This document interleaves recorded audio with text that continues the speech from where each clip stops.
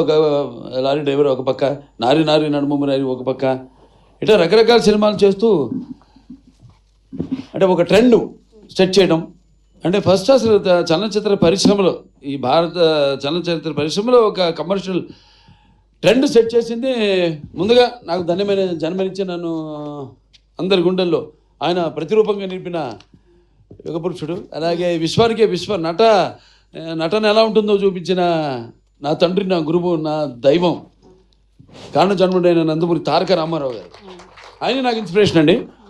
ఎందుకంటే ఇటువంటి వాటిల్లో అప్పుడు ఏదో ఒకటి కొత్తదనం మొదటి నుంచి కూడా ఆయన మంచి పండు వయసులో ఉన్నప్పుడు రాజు పేద డీ గ్లామరైజ్ క్యారెక్టర్ చేయడం, అదే ఇన్స్పిరేషన్తో నేను భైరవ దీపంలో మరి కురుపి వేషం చేయడం అంతకంటే ఘోరం అసలు. అందులో అయినా అంత కొంచెం నీట్గా, ఇందులో అయితే అసలు టోటల్గా హంచ్ బ్యాక్, ఒక కన్ను మూతపడిపోయి పళ్ళు బయటకు ఉండి అంటే అట్లా చేయడం ధైర్య సాహసాలు ఇచ్చింది ఆయనే నాకు. అటువంటప్పుడు ఎప్పుడు కొత్తదనం ప్రజలు కోరుకుంటూ ఉంటారు, డెఫినెట్గా వాళ్ళు ఉంటుంది, కానీ ఏంటన్నదే అది మనం ఎక్స్ప్లోర్ చేయాలి, అది ఇంపార్టెంట్. ఎందుకంటే దానికి ఒక సర్వే అంటే మనం ఒక ఆత్మ పరిశీలన చేసుకోవాలి. ఇంతవరకు చేసింది ఏంటి, ఇంకా ఏం చేయాలి, ఇంకా ఒక అదే యాక్టింగ్ అంటే చెప్తుంటాను, అరవడమో లేకపోతే ఏడవడమో, ఒకరిని ఆనందపరచడానికి విసిరే నవ్వు కాదు. యాక్టింగ్ అంటే ఒక పాత్రలోకి, ఆ పాత్రలో యొక్క అనుభవాలు మనకు తెలీదు. ఆత్మలోకి మనం వెళ్ళడం యాక్టింగ్ అంటే. సో అటువంటిది చేద్దాం, కొత్తగా చేద్దాం. అలాగే కృష్ణప్రసాద్ గారు, మన ముఖ్యంగా ఎస్పి బాలసుబ్రహ్మణ్యం గారు, ఆయన వెనకుండి సారథిగా ఈ చిత్రానికి వెన్నెముకై కృష్ణప్రసాద్ గారిని ప్రోత్సహించడం. నిర్మాత ఎవరన్నది కాదు, మంచి ఆలోచనతో వచ్చిన ఎవరైనా సరే వాడిని మనం ప్రోత్సహించాలి. కొత్తదాన్ని మనం ప్రజలు ఇవ్వాలి. మేము ఎప్పుడూ ఒక నిత్యావసర వస్తువులు లాంటి వాళ్ళం, అంటే ఎవ్రీడే ఒక కమోడిటీ. సో అది మనం ఇస్తూ ఉండాలి.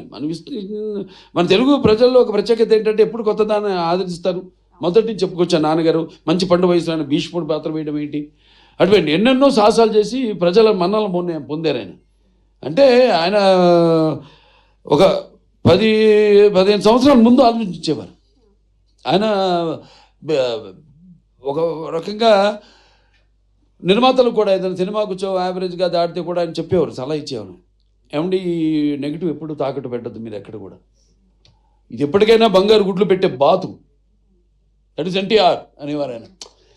అంటే ఆయనకు ఒక నిర్మాత బాగుండాలి, రేపు అది ఏంటి ఎవరు నిర్మాత వచ్చినా కూడా. సో అలా ఒక మంచి సినిమా చేస్తున్నాం అన్న ఒక సంతోషం. అలాగే నాన్నగారు సినిమాలు చూస్తూ పెరిగాను. సో నా కొట్టిన పిండి ఈ పాత్రలన్నీ, శ్రీకృష్ణదేవరాయలు అయితేనేమి, ఆ నాన్నగారు చేశారు 2 సినిమాలు.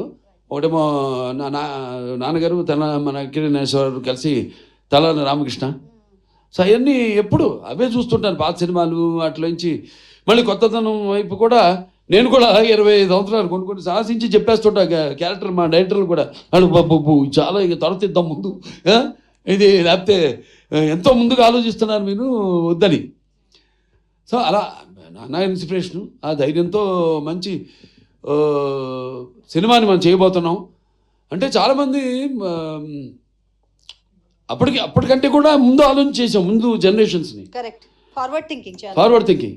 ఎవరు రేపు చూస్తారు, రిలీజ్ అయితే సినిమాని ఎలా ఆదరిస్తారు. ఎందుకంటే ఇప్పుడు నేను ఒక 2 జనరేషన్స్ కనెక్ట్ అయిపోయాను నేను. అది సినిమాల ద్వారా కానివ్వండి, లేకపోతే అన్స్టాపబుల్ ప్రోగ్రామ్ ద్వారా కానివ్వండి, అలా 2 జనరేషన్స్. అంటే నా కొడుకే కాదు, నా మనవాళ్ళతో కూడా నేను కనెక్ట్ అయిపోయాను. సో వాళ్ళకి ఇది కరెక్ట్ యాప్ట్ పిక్చర్ బాలకృష్ణది ఈ సినిమా. అన్ని సినిమాలు పిల్లలు కూడా చూస్తున్నారు, డైలాగులు చెప్తున్నారు. ఏది మా డాకు మహారాజు కానివ్వండి, లేకపోతే మా నేలకొండ భగవంత్ కేసరి కానివ్వండి, లేకపోతే అఖండ కానివ్వండి, లేకపోతే వీరసింహారెడ్డి కానీ. అటువంటిది మరి మెయిన్గా ఒక సింగతి శ్రీనివాసరావు అంత ముందు చేసిన సినిమాలు, ఆయన చేసిన ఎక్స్పెరిమెంట్స్. సో ఆ ఎక్స్పెరిమెంట్స్ నాకు ముందుగా ఆయన మీద ఒక నమ్మకం. ఇప్పుడు బాపు గారి డైరెక్షన్లో నేను శ్రీరామరాజ్యం చేసినట్టే. ఎందుకంటే బాపు గారు లేకపోతే ఆ సినిమాని చేసి ఉండేవాడిని కాదు. అలాగే ఇప్పుడు సింగతి శ్రీనివాసరావు ఆయన చేసిన సినిమాలు, రకరకాల సినిమాలు, అవన్నీ నెమరేసుకుని బాగుంటుంది, వెరైటీగా ఉంటుంది, చాలా బాగుంటుందో మంచి సినిమాని మనం ఇవ్వబోతున్నాం. ఇప్పుడు అంటాను, ఇప్పుడు చాలామంది పద్మభూషణ్ వస్తే మీకు కొంచెం లేట్గా ఇచ్చారనుకుంటా. అంటే కాదు కరెక్ట్ టైంకి వచ్చింది నాకంట. ఎందుకంటే మళ్ళీ ఒక మామూలు సెకండ్ ఇన్నింగ్స్ అంటూ ఉంటారు మన ఇండస్ట్రీలో, అది ఆ పదం మన వంట పట్టదు. లేదు, మనం You're always ఇచ్చాం, there in the సినిమాలు pitch. ఇచ్చాం, 3 సార్లు ఎమ్మెల్యేగా గెలిచాం, దాని తర్వాత ఆహా అన్స్టాపబుల్ #1 ప్రోగ్రామ్గా నిలిచింది మన దేశంలోనే.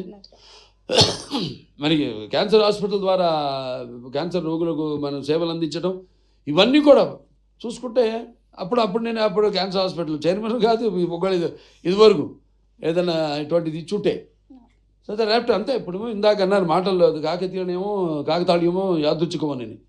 సో అలా సినిమా కూడా ఇప్పుడు జనరేషన్, ఇప్పుడు రిలీజ్, ఇప్పుడు రేపు చూస్తారు జనం ఎలా దీనికి ఎలా అంటే అందరూ ఆల్ ఏజ్, ఒక ఏజ్ బ్యాడ్ ఇప్పుడు దేనికి, ఎందుకంటే ముఖ్యంగా ఈ సినిమాకి గుండెకాయ శ్రీకృష్ణదేవరాయలు